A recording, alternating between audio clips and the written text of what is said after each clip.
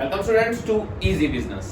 Students, हमने अपनी last class में फैक्टर्स अफेक्टिंग फिक्स्ड कैपिटल, उसका मीनिंग, हमने ये टॉपिक किया था। ओके, और आज की क्लास में जो हम टॉपिक करने जा रहे हैं वो है हमारा 12th क्लास का चैप्टर 24 का वर्किंग कैपिटल। ओके, कि वर्किंग कैपिटल क्या होती है, उसका मीनिंग, नेट वर्किंग कैपिटल क्या होती है, ग्रॉस वर्किंग कैपिटल क्या होती है, और कौन कौन से फैक्टर्स हैं जो अफेक्ट करते हैं हमारी वर्किंग कैपिटल को। तो आज हमने ये टॉपिक कवर करने हैं। तो स्टूडेंट्स, सबसे पहले हमने लिया है वर्किंग कैपिटल। ये वर्किंग कैपिटल क्या होता है? देखिए स्टूडेंट्स, अगर हम जनरल लैंग्वेज में कहें तो वर्किंग कैपिटल का मतलब है ऐसी कैपिटल जो हमें वर्किंग के लिए चाहिए होती है। वर्किंग मतलब डे टू डे के लिए, रेगुलर जो हम वर्क कर रहे हैं उसके लिए हमें जो कैपिटल चाहिए होती है, जो पैसा चाहिए होता है, उसे हम कहते हैं वर्किंग कैपिटल। ओके, तो वर्किंग कैपिटल की एक डेफिनेशन तो यही है, capital which helps in meeting day to day expenses of a business. Okay, एक ऐसी कैपिटल जो डे टू डे डेली के खर्चों को मीट करने के काम आती है, उसे हम क्या कहते हैं? Working capital. ओके, बुक के अकॉर्डिंग डेफिनेशन क्या है? It refers to the portion of capital invested in short term assets of a business. ये वो पैसा है, वो पोर्शन है पैसे का जो हमने शॉर्ट टर्म एसेट्स में लगाया हुआ है। शॉर्ट टर्म एसेट्स मतलब वो एसेट्स जो विद इन 1 ईयर कैश में कन्वर्ट हो जाती है, जिसे हम क्या कहते हैं? Current assets. ओके, देखिए स्टूडेंट्स, वर्किंग कैपिटल का फॉर्मूला क्या होता है जी? Current assets minus current liability. क्यों बना उसका मीनिंग भी बताता हूं। देखिए स्टूडेंट, पहले तो करंट एसेट की हमें डेफिनेशन पता होनी चाहिए जी। करंट एसेट्स वो सारी एसेट्स होती है जो विद इन 1 ईयर, एक साल के अंदर अंदर कैश में कन्वर्ट हो सकती है। ओके, हम इसको कैश में चेंज इजीली कर सकते हैं। करंट लायबिलिटी क्या होती है जी? करंट लायबिलिटी वो होती है जिसकी विद इन 1 ईयर पेमेंट जरूरी होती है।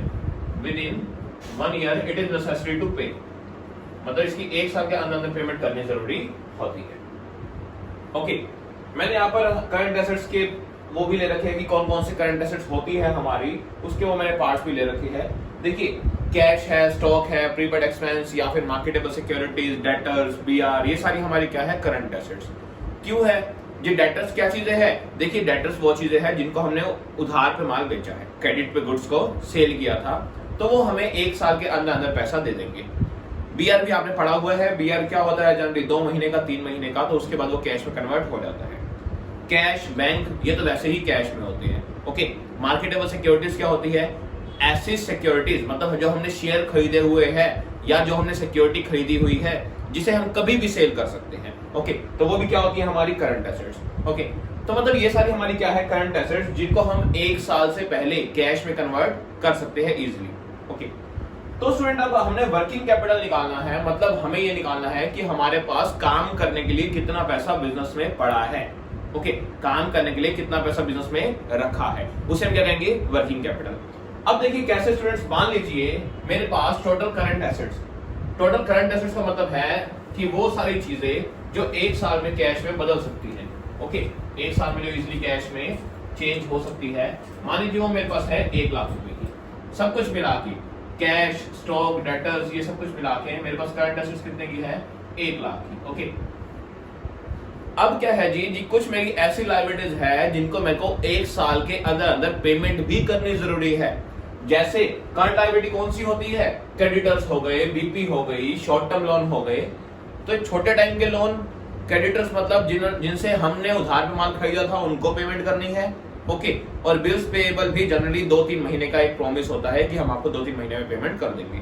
ओके, तो ये सारी क्या है जी? Current liabilities. तो मान लीजिए हमारी 40,000 की ऐसी लायबिलिटीज है जिनकी हमने एक साल के अंदर अंदर पेमेंट करनी है। ओके, तो स्टूडेंट देखिए, यहां से हम क्या कह सकते हैं जी? हमारे पास 60,000 रुपीज जो एक्स्ट्रा है, एक्स्ट्रा मतलब जो हमारे पास एक साल में हमने कहीं पे नहीं करने।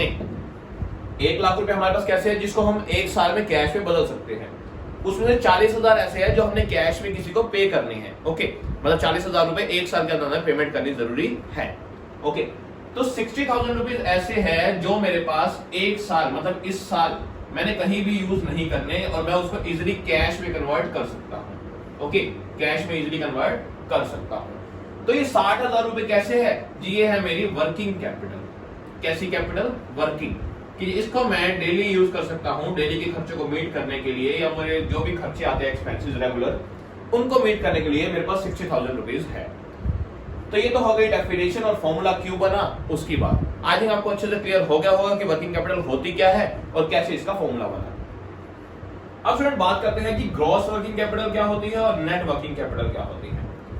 एक छोटा सा डिफरेंस है बिल्कुल स्टूडेंट्स, क्या है जी, देखिए ग्रॉस वर्किंग कैपिटल का मतलब है कि सारी खाली करंट एसेट्स, कि हमारा करंट एसेट्स में कितना पैसा है, हमारा ऐसा पैसा कितना है जो एक साल में कैश में कन्वर्ट हो सकता है। ओके, तो वो तो हो गई ग्रॉस, कि हमारे पास कितना 1 लाख रुपए ऐसा है जो कैश में बदल सकते हैं। लेकिन अगर नेट निकालना है तो ये भी पता करो कि एक साल के अंदर पेमेंट कितनी करनी है। ओके, तो अगर मैं बात करूं यहाँ पर ग्रॉस वर्किंग कैपिटल कितनी है जी, यहाँ पर ग्रॉस वर्किंग कैपिटल है मेरी 1 लाख रुपए, क्योंकि टोटल ऑफ करंट एसेट्स, खाली करंट एसेट्स हमारे कितनी है 1 लाख की। और अगर नेट वर्किंग कैपिटल की बात करूं तो जी पेमेंट भी हटा दो जो उसमें से करनी है, तो मेरे को कितनी बच गई 60,000 net working capital. I think आपको ये भी समझ आ गया होगा नेट वर्किंग का कैपिटल का मतलब क्या है कि जी जो आपके पास एक साल में पैसा आने वाला है उसमें से जो आपने एक साल में पेमेंट करनी है उसे हटा दो। एक्चुअल में आपके पास कितना पैसा यूज करने के लिए है इस साल, उसे हम कहेंगे नेट वर्किंग कैपिटल। ओके, तो आई थिंक स्टूडेंट्स आपको ये भी कंसेप्ट क्लियर हो गया होगा कि होता क्या है ग्रॉस वर्किंग कैपिटल और नेट वर्किंग कैपिटल। अरे स्टूडेंट्स क्या क्या इंपॉर्टेंस होते हैं वर्किंग कैपिटल के, क्यों हमें नीड होती है वर्किंग कैपिटल की जी। देखिए नीड या इंपॉर्टेंस में सबसे पहला पॉइंट तो क्या है जी, सबसे पहला पॉइंट यही है नीड ऑफ वर्किंग कैपिटल में जी, जो डेली के खर्चे हैं, डेली के एक्सपेंसेस को मीट करने के लिए, डेली एक्सपेंसेस को मीट करने के लिए। ओके, दूसरा जी अगर हमें क्या चाहिए हो कैश डिस्काउंट। देखिए स्टूडेंट्स कैश डिस्काउंट कब मिलता है जी, कैश डिस्काउंट तब मिलेगा जब हम जो गुड्स खरीदेंगे उसकी हम क्या करेंगे कैश में पेमेंट करेंगे। ओके, तो उसी टाइम अगर हम कैश पेमेंट करेंगे तो हमें क्या मिल जाएगा कैश डिस्काउंट। और कैश पेमेंट कब होएगी कि जब हमारे पास वर्किंग कैपिटल होगी तभी तो हम कैश में पेमेंट कर पाएंगे।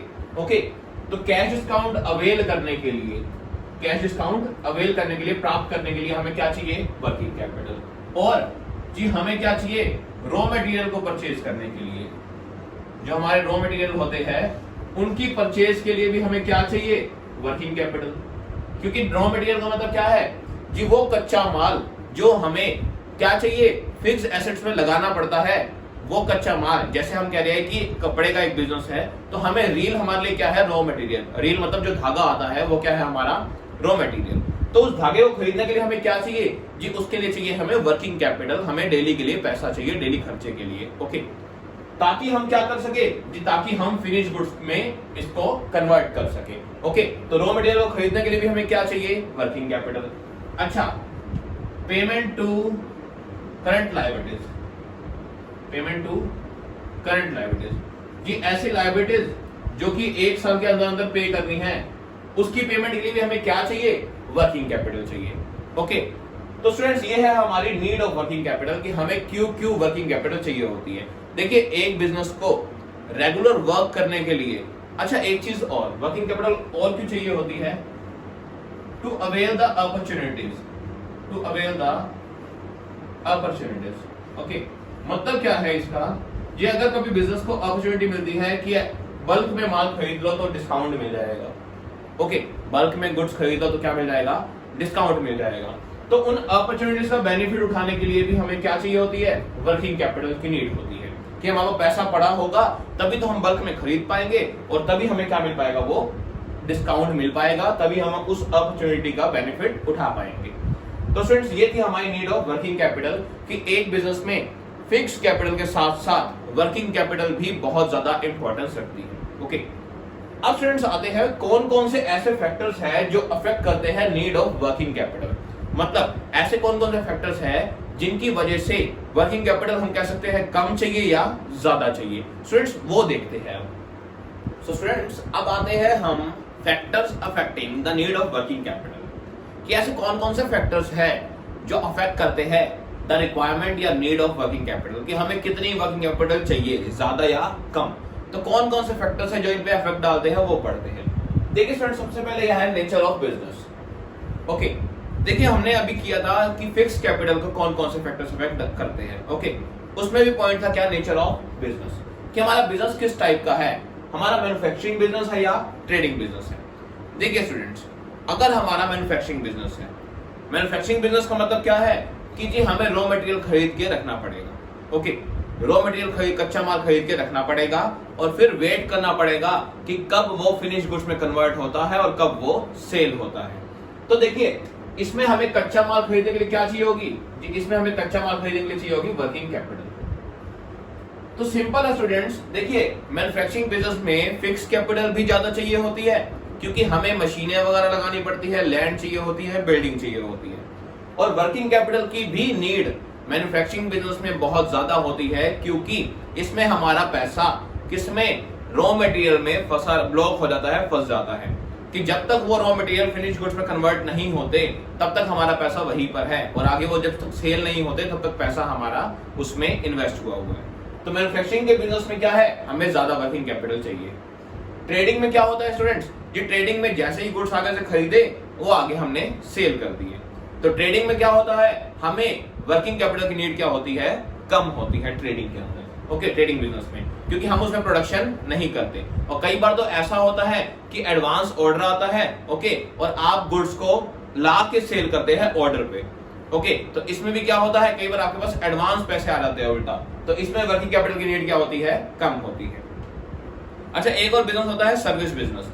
सर्विस मतलब जैसे आप लगा लीजिए रेल सर्विस है, बस सर्विस है, ये ट्रांसपोर्ट की सर्विस। ओके, तो इसमें क्या है जी, इसमें तो वर्किंग कैपिटल की नीड होती ही नहीं। इसमें तो क्या होता है जी, आपको कहीं पैसा लगा के नहीं रखना, आपके पास उल्टा क्या आएगा, आपने एक फिक्स कैपिटल में पैसा लगा दिया, किसमें जी, बस आपने खरीद ली, उसमें पैसा इन्वेस्ट कर दिया।